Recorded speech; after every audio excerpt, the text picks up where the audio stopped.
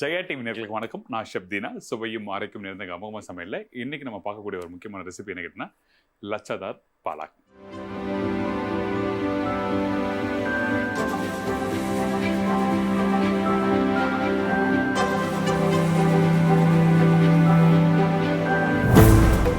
அதாவது இந்த பாலக்கீரை இருக்குல்ல, இந்த பாலக்கீரையை நீட்டாக கட் பண்ணிட்டு அது கூட வெங்காயம், தக்காளி, கொஞ்சம் பூண்டு, சீரகமோடு ஜஸ்ட் பேனில் டாஸ் பண்ணி அப்படியே கம்ப்ளீட் பண்ண போகிறோம். இந்த ரெசிபி பார்த்தீங்கன்னா ரொம்ப மெனக்கட்டு, ரொம்ப கஷ்டப்பட்டு, ரொம்ப நேரம் கிச்சனில் இருந்து செய்யணும்னு அவசியம் இல்லை. டக்குன்னு பண்ணக்கூடிய ரெசிபி. இதில் பார்த்தீங்கன்னா அந்த கீரை எப்படி குக் பண்ணுறோம், அந்த வெங்காயம் எப்படி குக் பண்ணுறோம், அந்த மிளகாத்தூள், தனியாத்தூள் வந்து எந்த ஸ்டேஜில் போடுறோம், எவ்வளோ போடுறோம், இதுதான் இந்த ரெசிபியில் முக்கியமான ஒரு விஷயம். ஸோ இந்த மாதிரி விஷயங்கள்லாம் வந்து நான் சமைச்சிட்டே நம்ம பார்க்கலாம். அதுக்கு முன்னாடி இந்த ரெசிபிக்கு தேவையான பொருட்கள் என்னென்னு சொல்லி பார்த்துருங்க. லச்சாதார் பாலாக் தேவையான பொருட்கள்: பாலாக் ஒரு கட்டு, வெங்காயம் ஒரு நம்பர், தக்காளி ஒரு நம்பர், சீரகம் அரை டீஸ்பூன், மஞ்சத்தூள் சிறிதளவு, மிளகாய் பவுடர் 1/4 டீஸ்பூன், மல்லித்தூள் அரை டீஸ்பூன், இடிச்ச பூண்டு 10லேருந்து 15 பல்லு, கொத்தமல்லி தேவையான அளவு, உப்பு தேவையான அளவு, எண்ணெய் தாளிப்புக்கு தேவையான அளவு. இப்போது இந்த லச்சாதார் பாலாக்கு வந்து தேவையான பொருட்கள்லாம் பார்த்துருப்பீங்க. ஃபர்ஸ்ட் நம்ம என்ன பண்ணுறோன்னா, இந்த பசலைக்கீரையை வந்து நான் நீட்டாக கட் பண்ணி எடுத்துக்கணும்னு சொல்லி சொன்னேன் பார்த்தீங்களா, அது வந்து இந்த மாதிரி பக்குவத்தில் இருக்கணும். இந்த கீரையை வந்து ரொம்ப பொடிசாக கட் பண்ண வேண்டிய அவசியம் இல்லை, நீட்டாக கட் பண்ணால் போதும். இதுக்கு தான் பேர் லச்சா ஆனியன், லச்சா பாலாக் அப்படி சொல்லும் போது இப்படி நீட்டாக கட் பண்ணுறது தான். இந்த பக்குவத்தில் நம்ம கட் பண்ணி எடுத்துக்கணும், சரிங்களா? இப்போது இந்த பசலைக்கீரை இந்த மாதிரி பக்குவத்தில் கட் பண்ணி வச்சுருக்கேன். வெங்காயம் தக்காளிலாம் பார்த்தீங்கன்னா நீங்கள் எப்பவும் போல் பொடிசாக கட் பண்ணுற மாதிரி கட் பண்ணிக்கலாம். முக்கியமாக பார்த்தீங்கன்னா இந்த இந்த பாலாக்கீரை வச்சு பண்ணுறதுக்கு வந்து வாசம் வந்து பார்த்தீங்கன்னா சீரகம், அதுக்கப்புறம் பூண்டு. இந்த பூண்டு வந்து வித் ஸ்கின்னோட வந்து 1/2 இடித்து வச்சுருக்கோம். அதாவது ஒரு 40 to 60% அளவுக்கு நம்ம இடித்து வச்சுருக்கோம். இப்போ ஃபஸ்ட்டு தாளிவாக போடலாம், ஏன்னா அந்த வாசம் தான் ரொம்ப முக்கியம். அதே மாதிரி இந்த சீரகம் கொஞ்சம் தாராளமாக போடுங்க. நம்ம வீட்டில் தாளிப்புக்கு வந்து கடுகுலாம் போடுவீங்களே, அந்த மாதிரி இந்த ப்ரிப்பரேஷன் சீரகம் ரொம்ப ரொம்ப முக்கியம். இந்த பூண்டு பார்த்தீங்கன்னா இந்த பக்குவத்தில் இடித்து வச்சுருக்கேன். பூண்டு வந்து கம்மியாக இருக்குன்னு சொல்லிட்டு ஒரு 2 பூண்டு, 2 பல்லு, ஒரு 4 பல்லு அப்படின்னு போட்டுறாதீங்க. கொஞ்சம் நல்லா அதிகமாக போடுங்க. அப்படி போடும்போது என்னென்னா அந்த பூண்டு வந்து அந்த வாசத்துக்கு வந்து முக்கியமான ஒரு பொருள். ஸோ அதனால் நம்ம என்ன பண்ணுறோம், சீரகம் அந்த பூண்டை போட்டு லைட்டாக அப்படியே டாஸ் பண்ணுறோம். இந்த பூண்டை லைட்டாக வதங்கி வர டைமில் தான் இந்த வெங்காயத்தை போடணும். இந்த வெங்காயம் எடுத்த உடனே நம்ம போட்டிங்கன்னா அந்த பூண்டு வந்து சரியாக வதங்காது. அதே டைமில் வந்து அந்த வெங்காயம் வந்து பூண்டு வதங்கிறதுக்கு டைம் எடுக்கும், வெங்காயம் சீக்கிரம் வதங்கிடும். அதனால் ஸோ அந்த வெங்காயோட தன்மை மாற ஆரம்பிச்சிடும். அதனால தான் நம்ம என்ன பண்ணுறோம், இந்த பூண்டை வந்து லைட்டாக அப்படியே வதக்கி வர டைமில் கொஞ்சம் கலர் மாறுதா, இந்த மாதிரி பக்கம் இருக்குல்ல, இந்த பக்கம் வந்த பிறகு நம்மக்கிட்ட இருக்க இந்த வெங்காயம் நல்லா நீட்டாக கட் பண்ணி போடலாம், கொஞ்சம் பொடிசாக கட் பண்ணி போடலாம். இது வந்து ஜஸ்ட் பேன் டாஸ் தான்.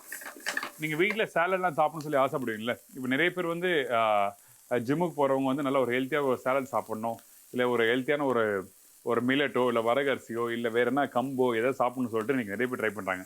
அந்த டைமில் கொஞ்சமான எண்ணெய் வச்சு நீங்கள் டாஸ் பண்ணிக்கலாம்.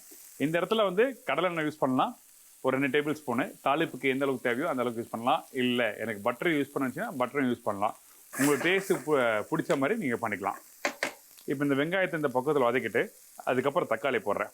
இந்த வெங்காயம் வதங்கின பக்கம் பார்த்தீங்கன்னா ஒரு 30% இல்லை 40% சொல்லலாம், அதுக்கு மேலே வதக்கவே இல்லை. அதே மாதிரி இந்த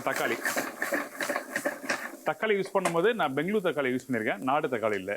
நாட்டு தக்காளி யூஸ் பண்ணால் உங்களுக்கு வந்து அந்த ஜூஸ் மாதிரி போயிடும். இன்னொன்று வந்து அந்த புளிப்புத்தன்மை அதிகமாக இருக்கும், அந்த மாதிரி கூடாது.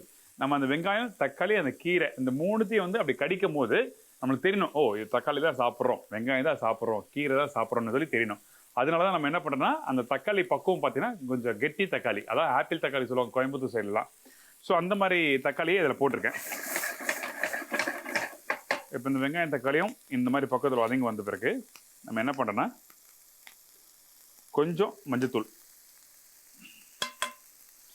மல்லித்தூள் கொஞ்சம் கூட போடுறேன். மிளகாத்தூள் வந்து பார்த்தீங்கன்னா கம்மியாக யூஸ் பண்ணுறேன். மிளகாத்தூள் அதிகமாக போட வேண்டாம், ஏன்னா இந்த ப்ரிப்பரேஷன் காரத்தை குறிக்காது. அந்த காய்கறி சும்மா லைட்டாக வதக்கி தான் சாப்பிட்றோம். அதனால் வந்து நம்ம என்ன பண்ணுறோம்னா இந்த இடத்துல மல்லித்தூள் மட்டும்தான் யூஸ் பண்ணுறோம். மல்லித்தூள் வந்து கொஞ்சம் வாசமும் நல்லா கொடுக்கும், அதே டைமில் அந்த டேஸ்ட்டுக்கும் வந்து மல்லித்தூள் முக்கியமான ஒரு பொருள். இப்போ இதெல்லாம் போட்ட பிறகு பேனில் அப்படியே டாஸ் பண்ணுங்கள்.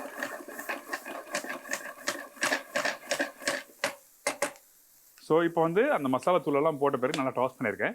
அதே டைமில் அடுப்போட ஃப்ளேம் மீடியமான ஃப்ளேம் வச்சுக்கோங்க. சரிங்களா? ஹை ஃப்ளேம் வச்சா நெடி வரும். நெடி அதிகமாக வந்ததுன்னா உங்களுக்கு வந்து அந்த வெங்காயம் தக்காளி எல்லாமே வந்து கருகிறதுக்கு ஆரம்பிக்கிற ஸ்டேஜ்னு அர்த்தம். அதுக்கப்புறம் வந்து பார்த்தீங்கன்னா இந்த மசாலா போடும்போது கொஞ்சம் உப்பு போட்டிருக்கோம். அந்த உப்பு வந்து தேவையான அளவுக்கு நம்ம போட்டிருக்கோம். இதோட கொஞ்சமாக ஒரு அரை குழிக்கரண்டி அளவுக்கு தண்ணி, அதிகமான தண்ணிலாம் வேண்டாம். அந்த பவுடர் மசாலா போட்டிருக்கோம், அது லைட்டாக அந்த பச்சை வாசம் போகிறதுக்காக நம்ம என்ன பண்ணுறோம், தண்ணி ஊற்றி லைட்டாக குக் பண்ணுறோம். இங்கே பாருங்கள், தெரியுதா? இந்த வெங்காயம் தக்காளி முழுசாக இருக்குல்ல, இதே மாதிரி தான் இருக்கணும். இப்போ இந்த இடத்துல நம்ம கட் பண்ணி வச்சுருக்க அந்த பச்சளைக்கீரையை போடுறோம். அவ்வளோதான். அதிகபட்சம் நீங்கள் கிச்சனுக்கு போனீங்கன்னா வரான் 5 நிமிஷம் தான் இந்த சமையல். நம்ம வீட்டில் கீரை பொரியல் பண்ணுவீங்கல்ல, அதே மாதிரி தான். வீட்டில் ஆனால் கீரை பொரியல் பண்ணும்போது சில பேர் கடலைப்பருப்பு, உளுத்தம் பருப்பு, காஞ்ச மிளகா போடுவீங்க. இங்கே அதெல்லாம் இல்லை. இங்கே முக்கியமாக இந்த வெங்காயம் தக்காளி வதங்குற பக்கம், அதுக்கப்புறம் அந்த பூண்டோட வாசம், அது எப்படி குக் பண்ணுறோம், இந்த 3 விஷயம் தான் ரொம்ப முக்கியமான விஷயம். இப்படி போட்ட பிறகு இந்த பேனில் நல்லா டாஸ் பண்ணுங்கள்.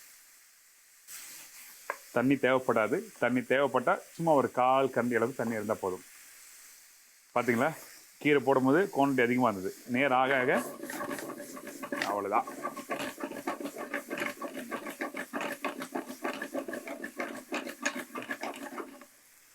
இதுவே தண்ணி விட ஆரம்பிக்கும்.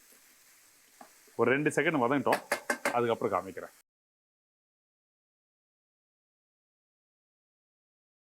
இப்போது அந்த ஒரு 2 நிமிஷம் நல்லா வதக்கியிருக்கோம், போதும். நீங்கள் ரொம்ப நேரம் குக் பண்ணணும்னு சொல்லிட்டு அடுப்பில் வச்சு ரொம்ப நேரம் குக் பண்ணாதீங்க. எப்பவுமே ஒரு காய்கறிகளை குக் பண்ணும்போது வந்து பார்த்தீங்கன்னா நம்ம முழுமையாக 100% வேக வச்சு சாப்பிடணும் அவசியம்லாம் இல்லை. ஒரு 80 to 90% அளவுக்கு நீங்கள் வேக வச்சு சாப்பிட்டாலே போதும். அந்த 10% வந்து அந்த க்ரன்ச்சியாக சாப்பிடும் போது தான் அது நியூட்ரிஷன்ஸ் எல்லாமே நம்மளுக்கு கிடைக்கும். சரிங்களா? இப்போ இந்த கீரையை நல்லா வதக்கியாச்சு. இங்கே பாருங்கள் எப்படி இந்த கீரை முழுசாக தெரியுது, வெங்காயம் தக்காளியும் தெரியுது இல்லை? இந்த மாதிரி இருந்தால் மட்டும்தான் சாப்பிட்றதுக்கு நல்லாயிருக்கும். ஆனால் இது என்னடா சமையல், இது எல்லாம் நம்ம வீட்டில் ரெகுலராக பண்ணுற மாதிரி தான் இருக்கும். ஆனால் அந்த வெங்காயம் தக்காளி குக் பண்ணுற பக்குவத்தை கரெக்டாக புரிஞ்சுக்கணும். அந்த பூண்டோட குக் பண்ணுற பக்குவம் புரிஞ்சுக்கணும். மசாலா எவ்வளோ போட்டோம், இதுதான் விஷயம். இதை கரெக்டாக புரிஞ்சுட்டு பண்ணினா நாங்கள் பண்ணுற மாதிரியே அதே டேஸ்ட்டு உங்களுக்கு வீட்லேயும் வரும்.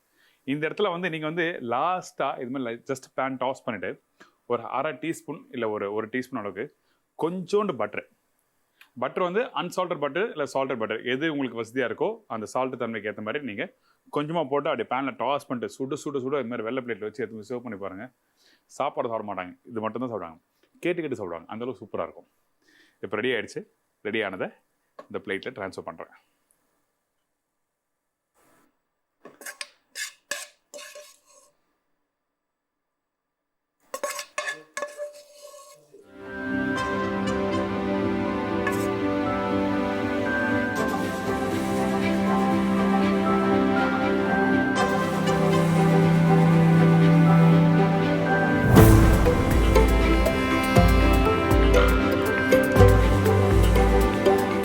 நம்ம வீட்டில் இருக்க அந்த அஞ்சரைப்பட்டியில் அந்த மிளகாத்தூள், தனியாத்தூள், மஞ்சத்தூள், அப்புறம் வெங்காயம், தக்காளி, பூண்டு, இந்த ஒரு 5லேருந்து 6 பொருள் பேசிக்கான பொருள் எல்லா சமையலும் யூஸ் பண்ணுவோம். ஆனால் அந்த பொருளை வச்சு ஒரு வித்தியாசமான சமையல் எப்படி பண்ணுறது, இந்த மாதிரி ப்ரிப்பரேஷனை வந்து நீங்கள் கண்டிப்பாக ட்ரை பண்ணி பாருங்கள்.